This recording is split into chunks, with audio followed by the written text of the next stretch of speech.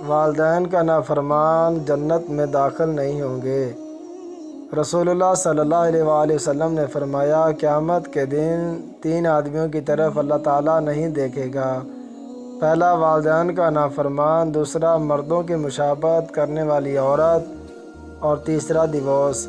محترم میرے بھائیوں، میرے دوستوں اور میری بہنوں، اس حدیث شریف سے ہمیں یہ معلوم ہوتا ہے کہ جو بندہ اگر والدین کا نافرمان ہوگا، والدین کا حکم نہیں مانتا ہوگا اور نہ ہی ان سے پیار، محبت اور شفقت سے پیش آتا ہوگا، تو اللہ تعالیٰ قیامت والے دن اس کی طرف نہیں دیکھیں گے۔